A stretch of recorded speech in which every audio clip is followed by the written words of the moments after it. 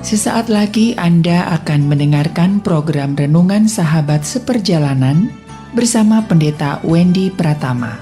Selamat mendengarkan.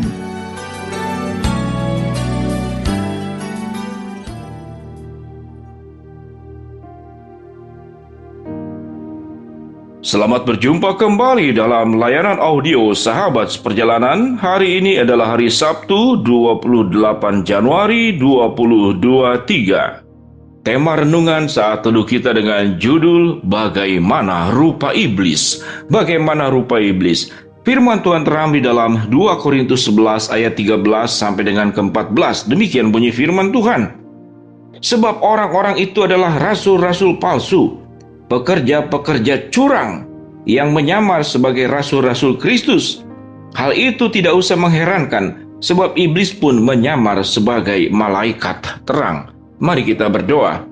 Bapa yang di dalam surga, biarlah kami punya pemahaman tentang iblis, strateginya, caranya, kemudian kami bisa menghindari, dan kami punya pemahaman berdasarkan kebenaran firman Allah.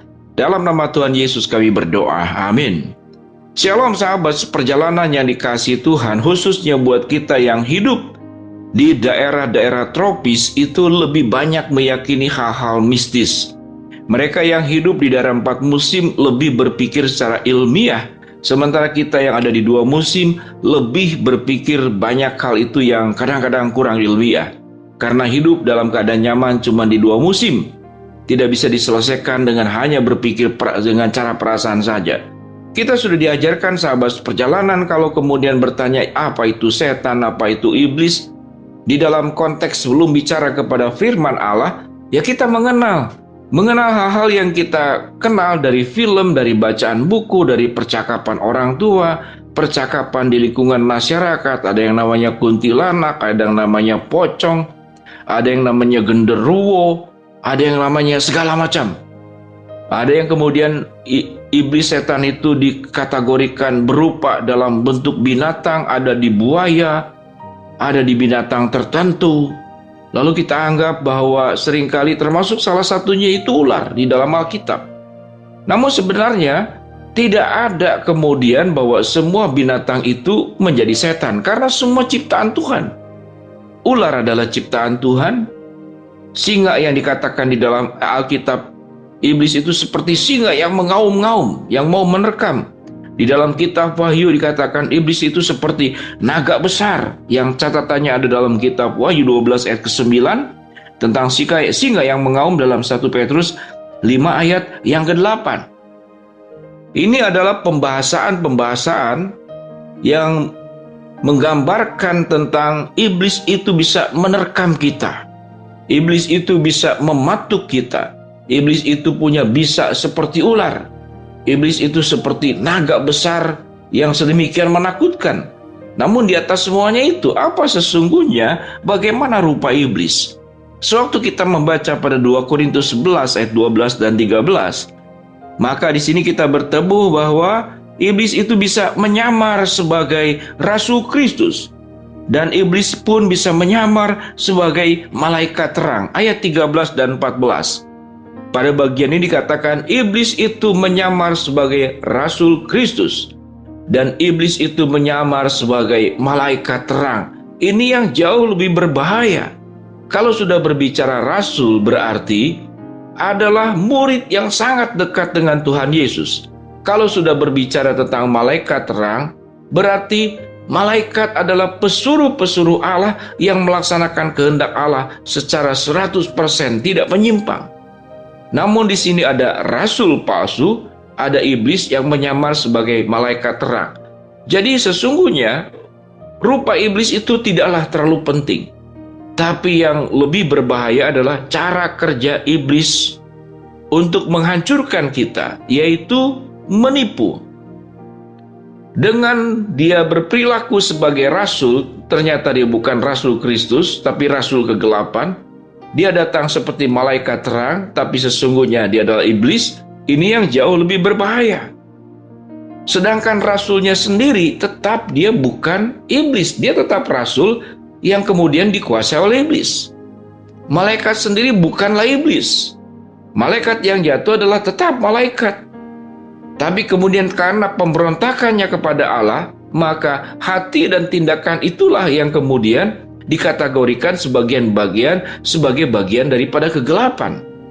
Dengan demikian, sahabat perjalanan, yang sangat kita takutkan, yang sangat kita perlu hati-hati, bukanlah bentukan-bentukan iblis yang menakutkan, tapi bentukan dan rupa iblis yang datang di dalam bentukan sepertinya adalah bagian daripada firman Tuhan, yaitu Rasul Kristus tapi palsu. Malaikat terang, tetapi sesungguhnya iblis yang menyamar sebagai malaikat terang.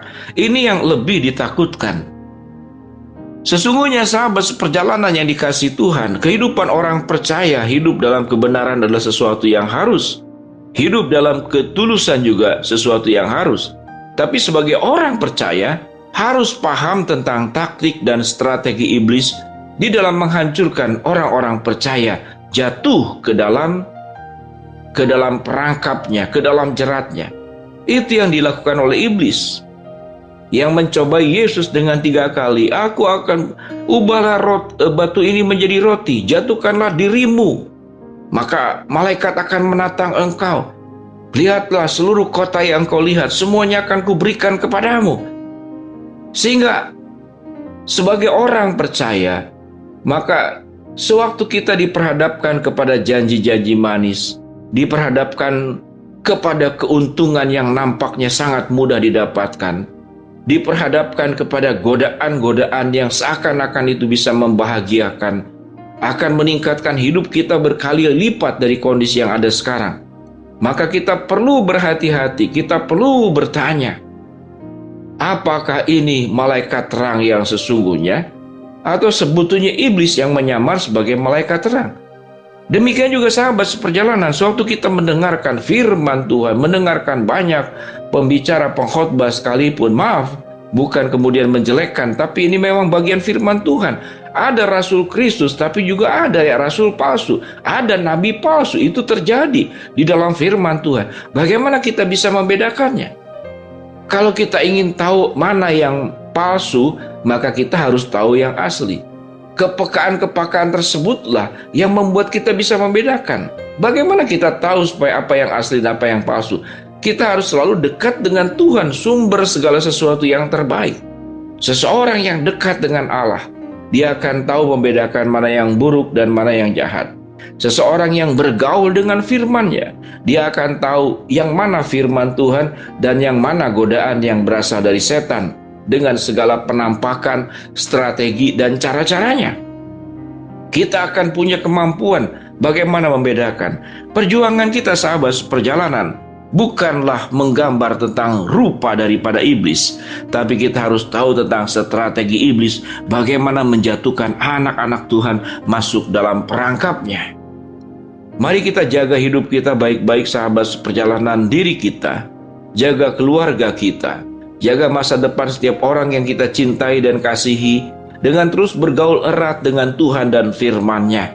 Kepekaan-kepekaan itulah ditambah dengan kuasa Roh Kudus yang akan memimpin kita hidup dalam kebenaran dan jauh daripada kesesatan dan kehancuran dan kebobrokan, dan masuk dalam jerat dan perangkap daripada iblis di dalam segala ekspresinya. Sahabat seperjalanan, mari kita berjuang dekat dengan Tuhan. Jangan kita hiraukan apapun bentuk rupa iblis, namun kita harus pahami ada strategi iblis untuk menjatuhkan setiap anak-anak Tuhan masuk dalam perangkapnya. Mari kita berdoa. Bapa yang di dalam surga, kami bersyukur untuk pembelajaran firman Tuhan untuk menolong kami semakin dekat dengan Tuhan. Hamba-Mu berdoa buat sahabat seperjalanan yang sedang sakit, Tuhan jamah sembuhkan. Sahabat seperjalanan yang sedang menghadapi masalah, Tuhan bukakan jalan.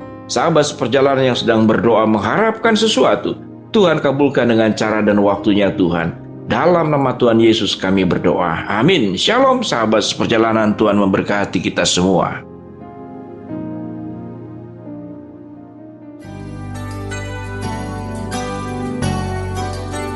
Anda baru saja mendengarkan program Renungan Sahabat Seperjalanan bersama Pendeta Wendy Pratama. Terima kasih atas perhatian Anda. Tuhan Yesus memberkati.